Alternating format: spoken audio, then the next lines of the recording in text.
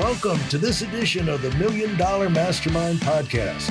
This is where we pick the brains of high achievers from all walks of life and get their hard-earned, real-world insights on winning.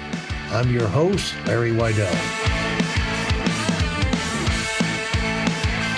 I'm talking with Victor Menasce, and he's at the site of what hopefully is going to be a brand new, exciting restaurant, and it is a horse, the leftover of a horse stable right now, the place I've spent a lot of time over the years. And hopefully we're going to find out some of the adventures that Victor has gotten into in his life. But Victor, congratulations on your success. And in real estate, we want to hear about all of those things. But at one time when you started out, I'm really fascinated by, and you're probably sick of talking about it, but you started out as an engineer, and you actually were pretty good at it. You came up with a chip that I think. Why don't I let you tell the story? You work for Bell Northern Research, and why don't you tell the story? Sure. Well, great to be here, and thanks for having me. Yeah, my path into real estate investing was definitely not the typical career path. I started out as an engineer designing microprocessors, and my first projects were, in fact, designing chips that control the phone network. So about 52% of the phone calls in North America and probably 12% of the phone calls worldwide were routed through a chip that I designed for about a decade. Wow. So I rose through the ranks at Bell Northern Research and Nortel, which was the parent company, and we built these systems worldwide. Transitioned from there into a startup company that was also involved in CoreLogic chipsets for microprocessors, and then eventually took that company public. From there, went to another company where we literally acquired IBM's embedded microprocessor division, so grew that business by about 100% over a 3.5-year period. So spent a lot of my career in the microprocessor design industry, where we were doing things from cellular base stations at Nokia, Siemens, Motorola, wireless access points for Cisco routers, Apple Wi-Fi access points. I have a chip in the Patriot missile. I mean, all kinds of weird and wonderful applications all over the world. And the year was about 2009. Something was happening around then. You might remember it in real estate. Yeah. And I was traveling back and forth to Tokyo every 2 weeks. We were building a new cellular network in Japan with the number 4 carrier in Japan. And it was burning me out physically. That 12-hour time zone change and the 13-hour trip to Narita Airport every few days was just punishing. And so I decided to take a hard left turn in my career and move into the world of investing on a full-time basis. So that was the shift that took place in 2009, and it was a good time to make that shift, a good time to be playing offense in real estate. Not a great time to be playing defense, but a great time to be playing offense. And it was very forgiving market conditions. It wallpapered over a lot of mistakes, and we made plenty. Yeah. So it was a good time to make that transition. I've been at it really now today, full time in development. We have a sizable team. And building apartments, senior housing, storage. We do a lot of land development all across both the United States and Canada. And so, I mean, you're talking about raising hundreds of millions of dollars for different ventures, corporate buyouts, real estate projects, things like that. How big is your team right now? So today we're 12.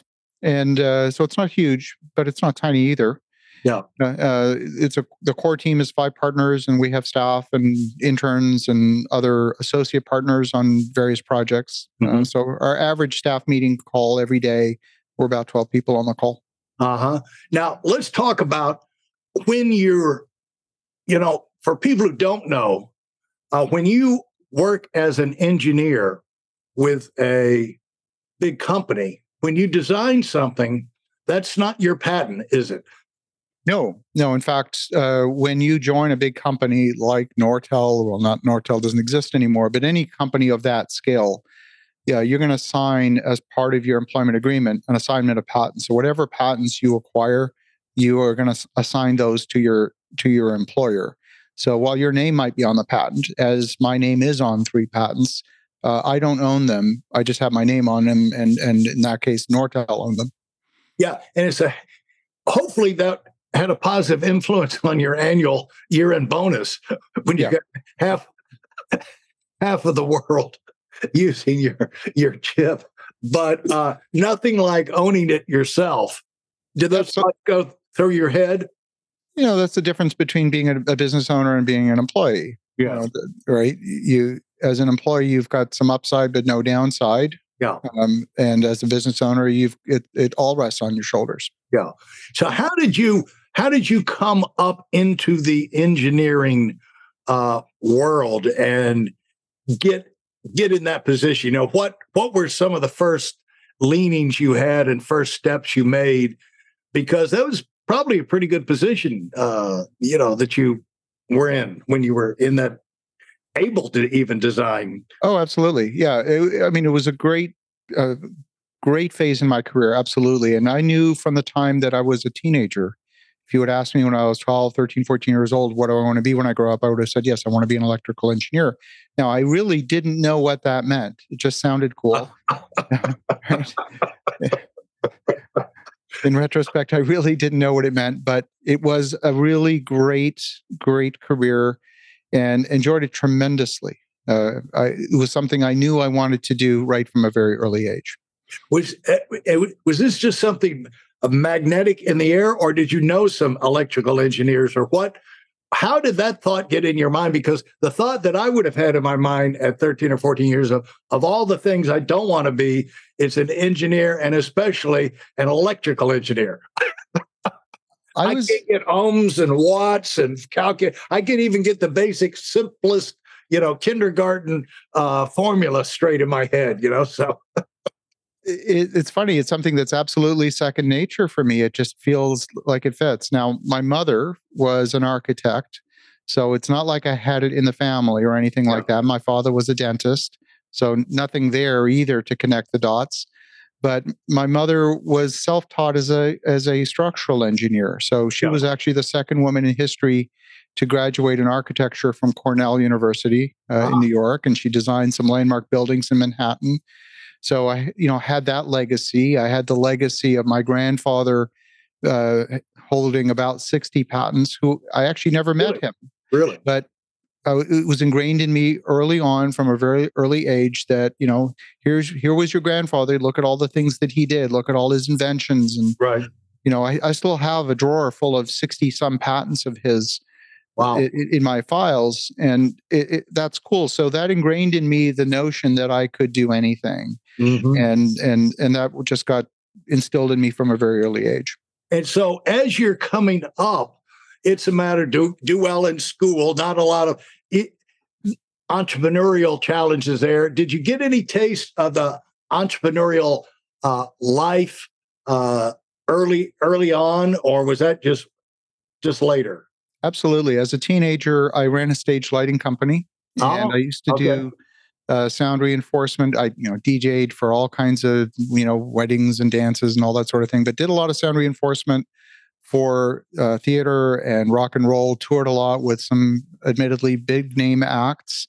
So like who? Like who? Who would we know? Did some special effects for Rush, did stage sound for Krista Berg, did stage sound for Harmonium. We were the opening act for Supertramp. Who else? Gary U.S. Bonds. A bunch of different, bunch of different bands. You were in the mix. And I organized the Canada Day festivities for the city of Halifax for 2 years at age 18, which is nuts when I think about it. Who would you? Why would you ever entrust like the national festivities for a reasonably major city to an 18-year-old? Like, it makes no sense. But anyway. For those of you who are sick and tired of fooling around and are dead serious about wanting to move up fast, I've got something especially for you. I've combined the best insights from over 40 years in business and making $70 million in income and compressed them into a free webinar. That's right, it's a free resource. If you want to find out exactly what the concepts are that I use in coaching million dollar earners, register now at WeidelOnWinning.com.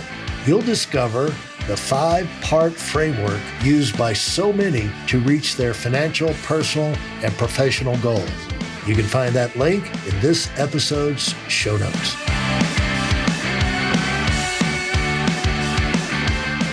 And so when you got out of school, I did go to Georgia Tech and, have a lot of engineers as my friends. And one of the brainiacs, he said he went in and his reward for getting, top honors and top grades was, he said, I got on the job, and for the first 6 months, they gave me a job that within, probably a half hour, you could train any monkey on the planet to do. And I'm wondering why did I put myself through all this education? But they'll train you for what they want you to do. I guess they just want you to know you got the aptitude and the fundamentals down. It's a little bit luck of the draw. I saw many people come out of good schools, come into the same organization and end up in roles that, quite frankly, were dreadful. And I was just very lucky. Within 3 weeks of starting my first job out of university, I got loaned to Motorola to work on one of their microprocessor chips. Oh, really? Really? Yeah. I was shuttling back and forth between Austin, Texas and Liberty Corner, New Jersey, working on one of the companion chips for one of their latest microprocessors. So I literally got thrown in the deep end. Now, we were a research department within the company, so we had a little bit more latitude to play, which was kind of cool. And it just was a great opportunity to learn and be immersed in an environment where I was working with, frankly, some of the best in the world right from the very day that I started. So that was an extraordinary opportunity. You bring up an interesting point that would probably be useful for us to highlight, which is, in many ways, what you see in professional sports is what happens in the real world when people get out of, they matriculate out of college and they get in with their first company. A lot of your success, like if you're a quarterback or running back or whatever, a lot of it, your success is going to, if you play for a pass happy coach and you're a great running back, not the great place for you to be, as much as if you're with a star wide receiver or quarterback. You want to put the ball down the field. And so in other words, you didn't want to be, you're not going to be Tom Brady probably if Lombardi is your coach, because he's going to be running that slant off tackle over and over again, And so a lot of it has to do with getting with the right people. And if people should be proactive, like if you are back in that situation with what you know now, and that did not work out, you see the kind of success you could have in the right environment, but knowing what you know now, had you not gotten into that kind of environment, the thing to have told yourself is, it's not me, it's the fit, and I need to keep my eyes open and look for a better fit. Don't you think? The way I think about it is you really need 3 things to be successful. Yep. And the world tends to, and you see this in real estate all the time. The first thing that people will tell you is you need to get an education. So come to my weekend boot camp, $197, and I'll guarantee you salvation. And you go to that 3-day boot camp and they say, great, you've got all the knowledge. But if that were the ticket, then you could look to Google for answers and that would be enough. Right. It's not. So then number 2, you've got this second group of folks that are saying, oh, you need mindset, that you're messed up in the head. You got to get some mindset. Yep. So then you've got the whole mindset crew. And absolutely, you need that as well. You need the emotional fortitude to figure out how to get through things when times are tough. But that too is not the ticket. It really is that third element that is the game changer. It's getting in the right environment. Yeah. And you see it in, like you mentioned the sports analogy. I mean, why do all of the elite figure skaters in the world train here in Canada? Yeah. I mean, they have ice in Japan, right. So, right. So what is it about that? Why would I go to the gym? I've got a spin bike at home. Why would I get in the car, drive 15 minutes to the gym, go in a room with 30 spin bikes with an instructor at the front? Yeah. It's not that I need them to tell me how to operate the bike. Right. Right. Well, I've got a therapist in Aspen, and she has 3 kids, 2 boys, 1 daughter, and they're both like superb in hockey, have the aptitude and love for it. And it wasn't long before they graduated. Wasn't long before she and her husband are driving them to the better schools and leagues in Denver, which is a 4+ hour drive. Yeah. It's not long before they're staying there. It's not long before the kids are in Toronto. The boys are in Toronto, and then eventually they're in Switzerland. And now the girl is following along in that. She's the youngest, following along in that path. But they're doing it exactly for what you say, because there's no substitute for getting in the environment where people take it serious. They know what they're talking about. They have the resources. There's a lot of support things that have to be around too. People that subcontractors, et cetera. And when you get in the right environment, you plug into all of those things, and there's no shortcuts, but that does allow you to not get diverted, and take bad turns or get stalled out as much as when the road is paved and you got a whole lot of people running on it.